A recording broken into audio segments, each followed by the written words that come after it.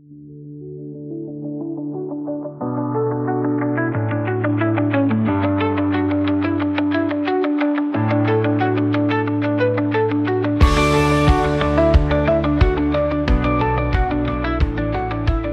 umum, ya. Waktu kami berikan kepada Pak Bino untuk menyampaikan presentasinya. Silakan. Baik. Ya, kita berikan aplaus semuanya untuk Pak Bino dari OVM.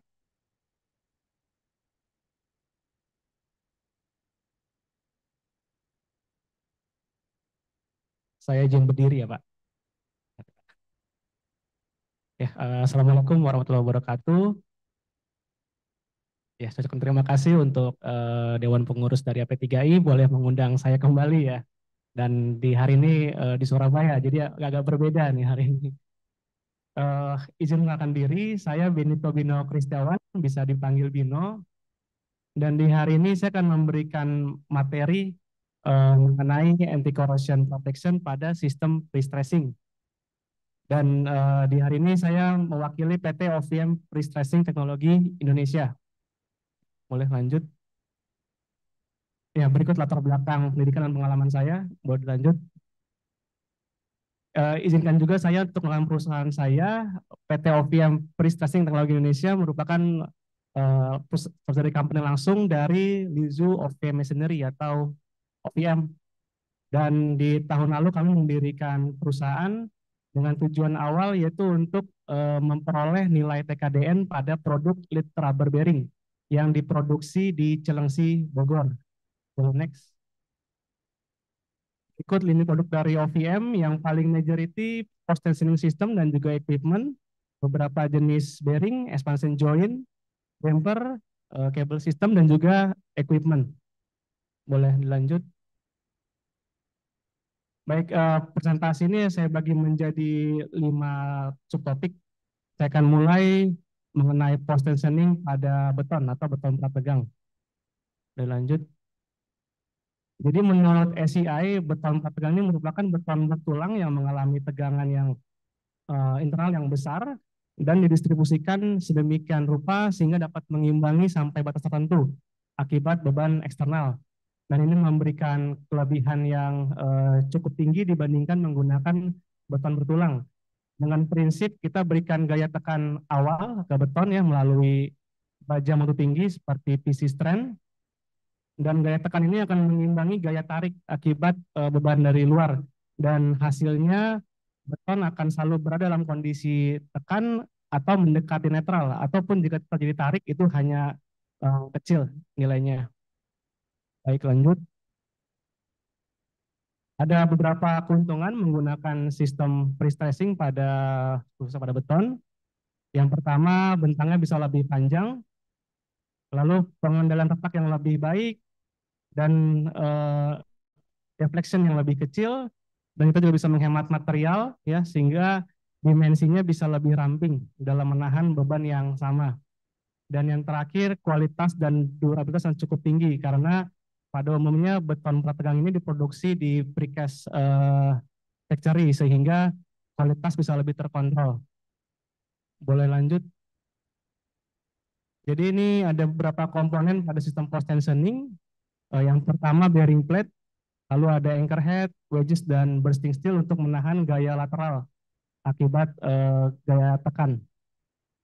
Lanjut. Di OVM sendiri kami memiliki 4 model post tensioning system. Yang paling pertama yang reguler yang bisa kita gunakan di beberapa jembatan.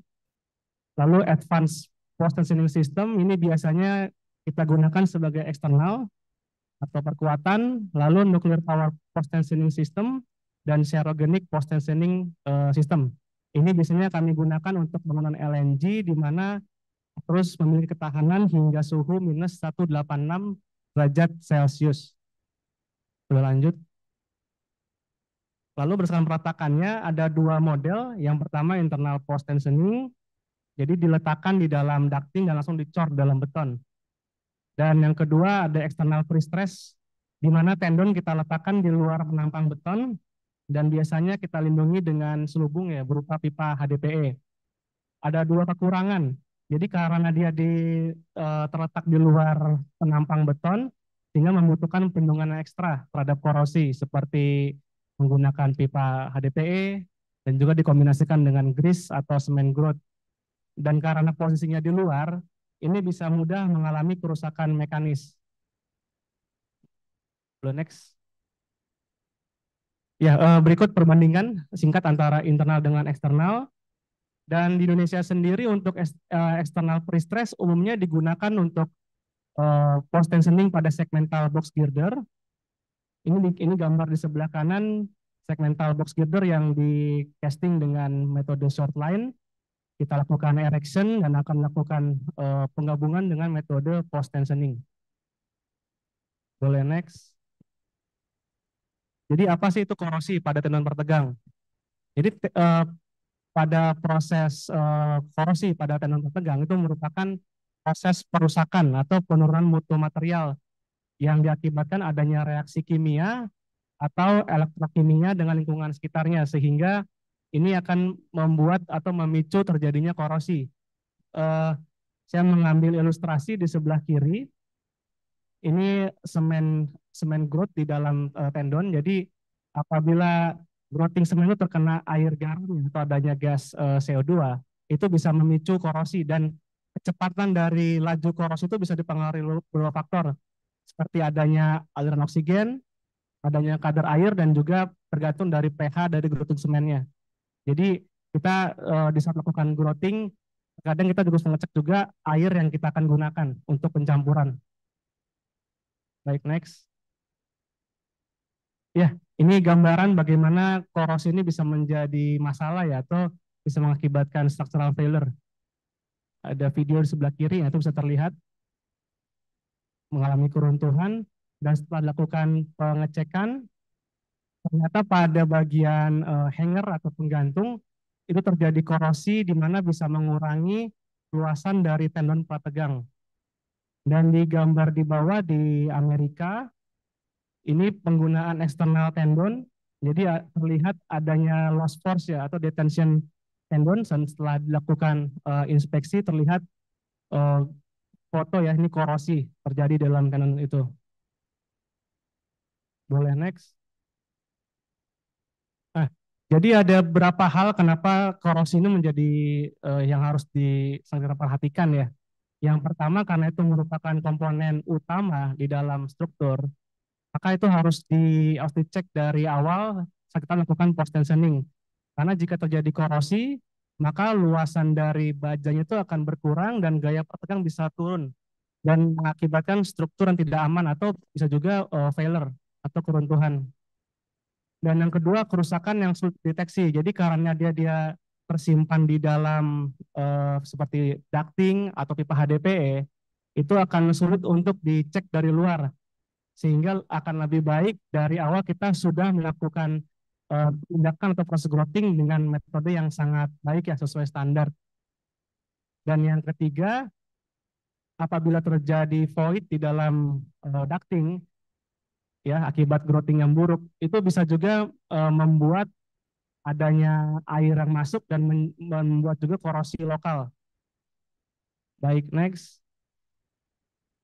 Ya, ini saya mengambil atau mengutip dari satu jurnal. Jadi ini adalah ilustrasi hubungan tipikal ya antara seberapa dini kita bisa mendeteksi kerusakan dan bagaimana level dari intervensi yang kita lakukan, dan juga konsekuensi struktural dalam hal meningkatkan level keparahannya itu seperti apa. Ini misalnya jika kita mendeteksi secara dini atau early ya, cukup kita lakukan intervensi yang ordinary dan kita cukup melakukan maintenance. Misalnya apabila terjadi retak pada beton atau spalling ya pada concrete cover, cukup kita lakukan maintenance. Dan yang kedua, misalnya kita cukup terlambat atau late, kita cukup melakukan intervensi yang ekstensif. Misalnya adanya kerusakan pada tendon, kita bisa segera mengganti tendon tersebut sebelum terjadi keparahan yang lebih lanjut. Berbeda dengan yang paling terakhir, not on time, yang arti kita tidak pernah melakukan deteksi selama ini, dan kita dapat melakukan intervensi sehingga bisa terjadi kolaps waktu-waktu tanpa kita sadari. Berikutnya, ya. Jadi di jurnal tersebut mengumpulkan beberapa jenis jembatan ya yang terletak di beberapa negara. Ada 52 struktur ya. Dan secara mayoritas 70% struktur tersebut dilakukan maintenance dan adanya tenant failure dan masih ada waktu untuk dilakukan penggantian. Ada beberapa tenant yang rusak. Tetapi sisanya 30% itu harus dilakukan demolition karena jika diteruskan untuk maintenance, biayanya mungkin tidak akan cukup atau tidak akan lagi bernilai. Dan yang lebih parahnya, karena kita tidak pernah melakukan maintenance atau inspeksi, terjadi kolaps. Dan secara rata-rata terjadinya korosi pada tendon ya, yang setelah dia kumpulkan, itu karena adanya efek dari klorida di lingkungan sekitar jembatan tersebut. Baik, next. Jadi ada dua penyebab korosi pada post tensioning. Yang pertama ini adanya klorida yang masuk ke dalam sistem. Jadi pada daerah-daerah yang iklimnya dingin, seperti di subtropis, di negara tersebut tuh biasanya memberikan atau memberikan garam-garam di jalan, tetapi karena garam tersebut tuh mengandung klorida sehingga bisa masuk ke dalam struktur dari jembatan dan itu bisa membuat korosi di dalam ducting. Dan yang kedua, faktor utamanya adalah grouting yang buruk. Jadi seperti saya bilang, apabila kita memulai dengan metode grouting yang tidak baik ya, dan juga dilakukan pengujian, itu akan membuat masalah di kemudian hari. Baik, next.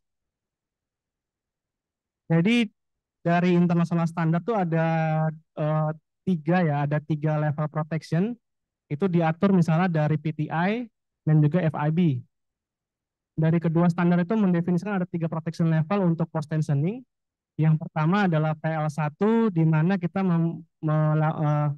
menggunakan tendon prategang yang kita masukkan ke dalam ducting dan kita isi dengan bahan filler seperti grouting atau grease untuk memberikan perlindungan terhadap korosi.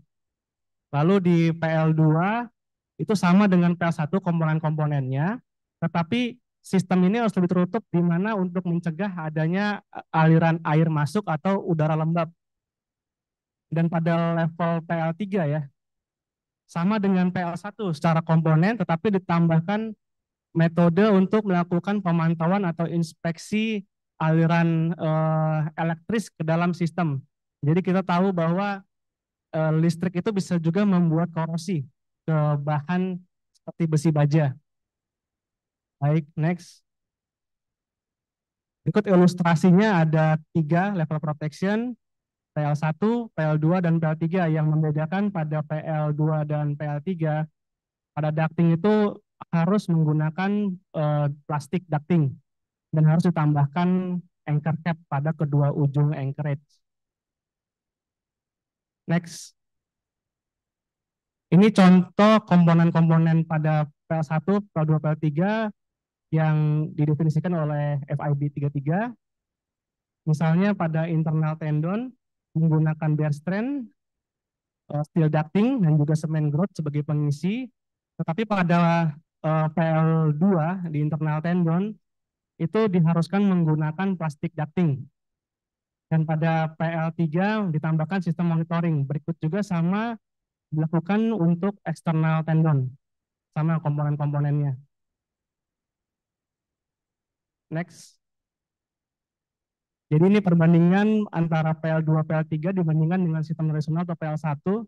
Saya ulang kembali bahwa pada PL1 diizinkan menggunakan steel ducting, tetapi pada PL2 PL3 itu tidak boleh digunakan. Dan pada PL2 PL3 diharuskan menggunakan plastik ducting dan juga anchor cap untuk mencegah air masuk ke dalam sistem pre-stressing. Next. Jadi ada beberapa alasan kenapa pada PL2 tidak boleh menggunakan steel ducting.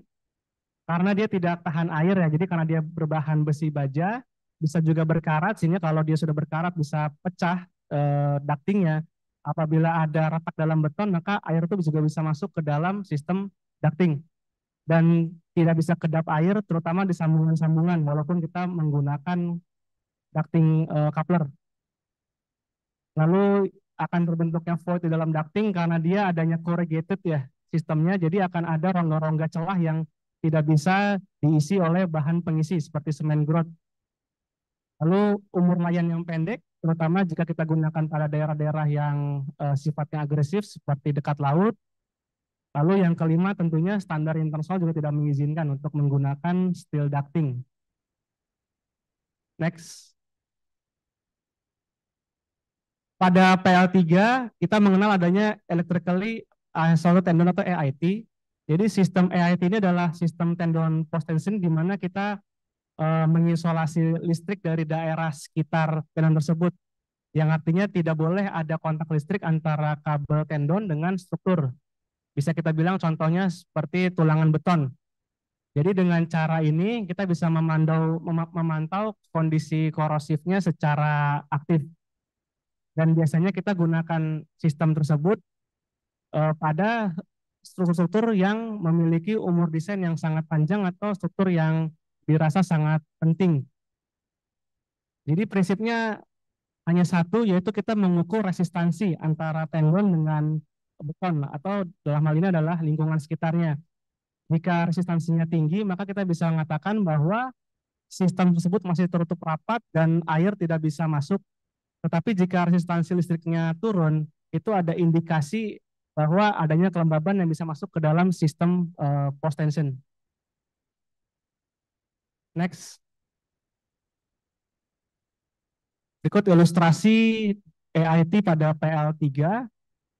Ini untuk tendon dengan dua anchor di kedua ujung, kita sambungkan pada junction box dan kita sambungkan dengan LCR meter untuk mengukur resistansi listrik. Jadi kita akan membandingkan nilai elektris dari sistem post tension dengan reinforcement.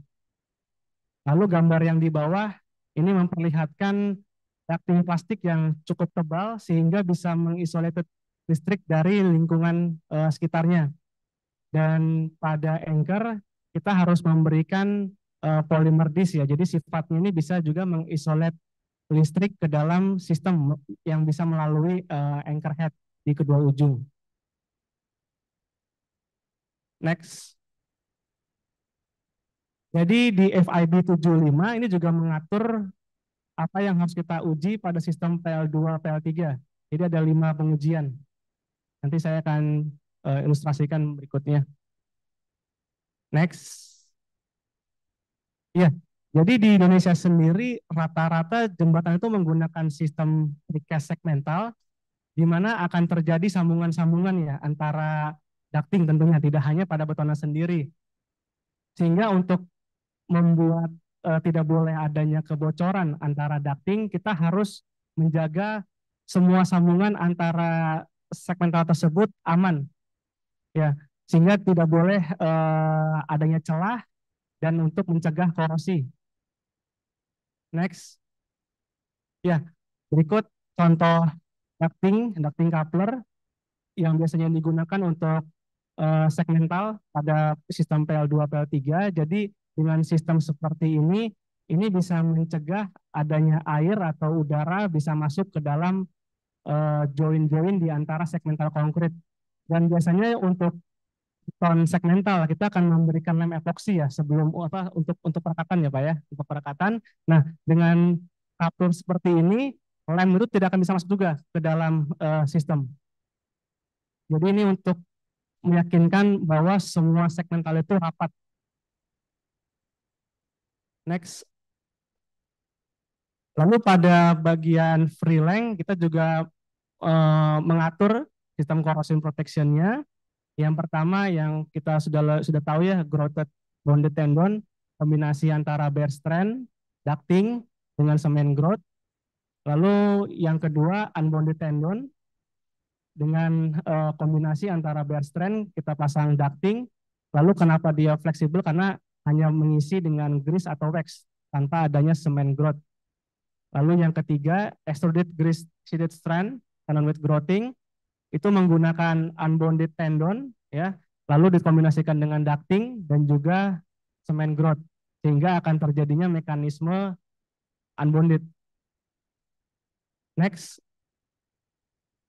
Jadi anti-corrosion protection berdasarkan standar internasional itu diatur yang bergantung pada environment-nya dan juga proteksi dari lingkungannya juga. Ini misalnya jika lingkungannya agresif, ya, tetapi structural protection-nya sudah cukup tinggi, maka cukup menggunakan sistem PL1. Tetapi jika daerahnya sangat agresif, misalnya tepat sekali di atas laut, dan juga protection layer-nya sangat rendah, maka diwajibkan menggunakan PL3 untuk mencegah korosi. Next. Jadi di OVM sendiri kami sudah mengikuti beberapa standar internasional dan juga nasional, seperti contohnya FIB, PTI, dan juga EAD dari Eropa. Next. Iya, di OVM kami memiliki juga sistem PL1, jadi ini untuk internal tendon, bisa digunakan pada berbagai jenis strain dan juga berbagai jenis kekuatan strain. Jadi untuk jumlah strainnya sampai 55 strain dan berikut ilustrasi dari tipe M13A dan M15A. Next. Lalu untuk sistem PL2 dengan fungsi internal tendon, yang membedakan yaitu tidak adanya inlet atau outlet growthing pada bagian bearing plate. Jadi kita akan melakukan growthing pada bagian free length atau di daerah ducting. Dan adanya tambahan transition gas scattering. Jadi untuk meyakinkan bahwa antara anchor cap dan juga bearing plate tidak akan terjadinya rembesan air atau udara lembab. Next. Ikut foto saat di lapangan ya. Kita bisa lihat untuk growthing kita lakukan pada bagian ducting, tidak pada bagian bearing plate. Dan juga sistemnya sangat rapat. Baik. Lalu ini sistem PL3, di mana sistemnya sama dengan PL2, tetapi kita tambahkan sistem EIT, sehingga kita bisa mengukur resistansi listrik dari sistem tersebut. Next. Dan di OVM kami juga sudah memiliki sistem external tendon yang bisa kita lakukan pengecekan, lalu juga kita bisa lakukan repair atau replaceable jika nanti kita membutuhkan untuk mengganti tendon tersebut.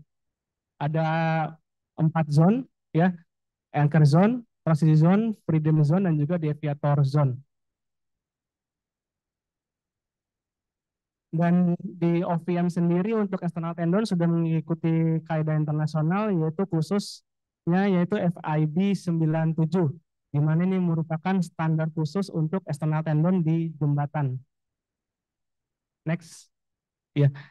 Berikut ilustrasi umum sistem external tendon, terdiri dari protective cover, lalu ada wedges, anchor head, bearing plate, spiral bar, dan terkhusus untuk external tendon kami tambahkan inner taper sleeve sehingga membuat tendon terisolasi, tidak tersambung langsung ya, tidak terglopping langsung bersama dengan bearing plate. Jadi jika nanti kita ingin melakukan penggantian, itu bisa dengan mudah, tidak perlu kita bongkar pada bagian bearing plate atau di ujung.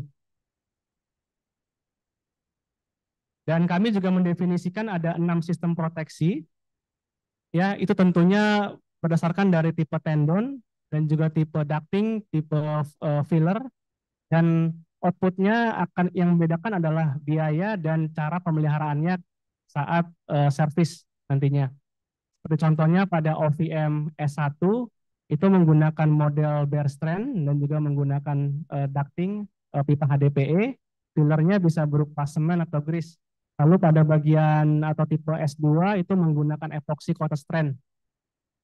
Dan ducting dan fillingnya juga sama dengan tipe S1. Boleh next. Ya, ini sistem TM, OVM TM, external tendon yang sudah mengikuti protection level PL1 dan juga untuk anti corrosionnya menggunakan kode S1 dan S2. Seperti yang tadi saya jelaskan sebelumnya bahwa adanya penambahan inner taper sleeve yang berwarna hijau, sehingga tendon apabila di growthing tidak akan bersatu langsung dengan bearing plate-nya. Jika nanti hari kita butuh untuk mengganti, kita bisa segera memotong tendon dan kita mendorong keluar. Ini yang kita lakukan di di jalan tol Karani Makassar. Jadi waktu itu ada temuan beberapa titik yang karat. Jadi karena dia menggunakan OVMTM tidak perlu dibongkar beton di sekitarnya, cukup mendorong keluar yang warna hijau, kita ganti keseluruhan tendon. Next. Lalu ini OVM TWZ menggunakan kode body S3 dan S4, jadi modelnya diproteksinya satu persatu.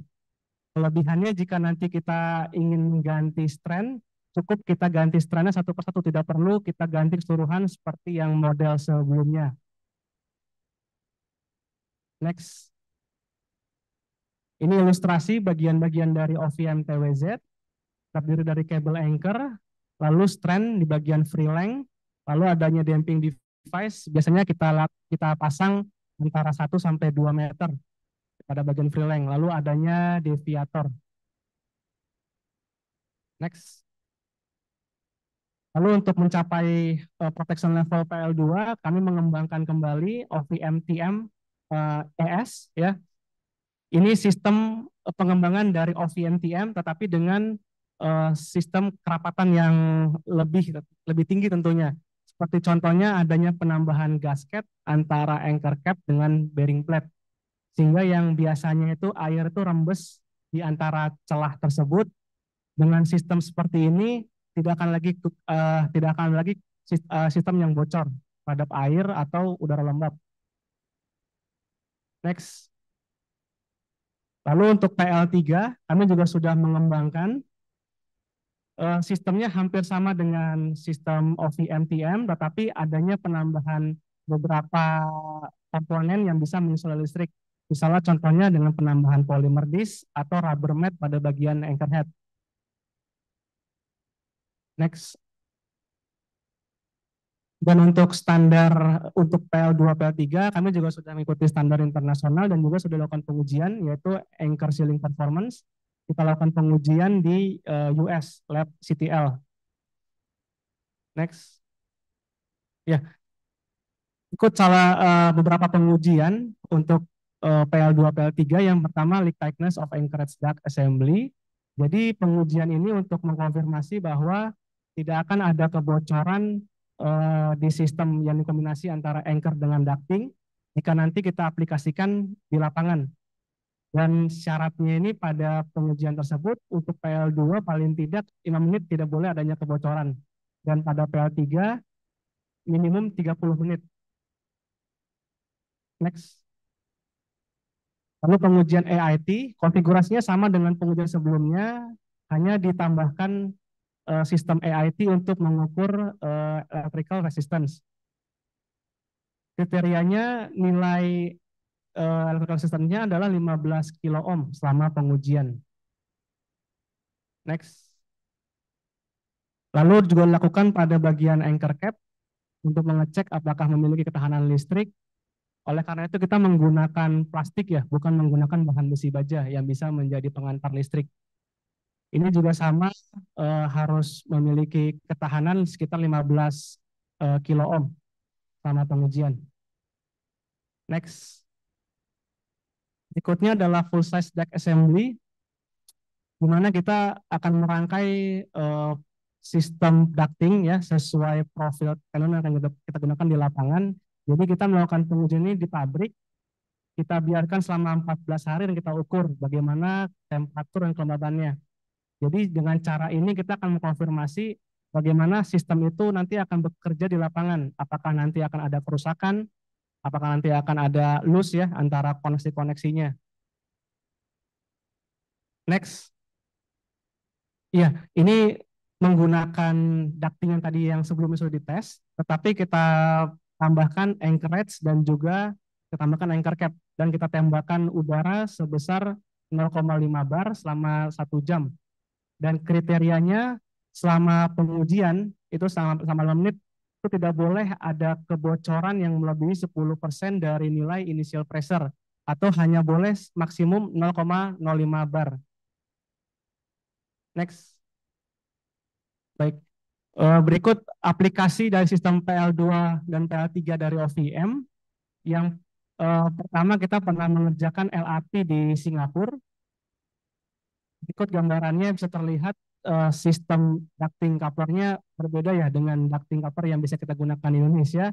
Ini menggunakan yang khusus sehingga tidak akan ada kebocoran seperti lem epoksi ataupun air selama nanti masa layan.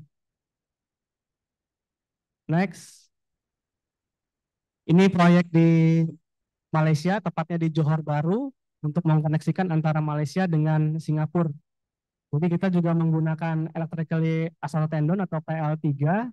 Jadi dengan cara ini kita bisa meningkatkan safety ya dan juga durabilitas dari struktur tersebut. Ini ada ilustrasinya di saat melakukan electrical resistance di gambar sebelah kiri bawah. Dan juga di sebelah kanan ini ilustrasi bagaimana sistem anchorage-nya. Next. Ya, baik sekian dari saya. Mohon maaf jika ada salah-salah kata. Wassalamualaikum warahmatullahi wabarakatuh.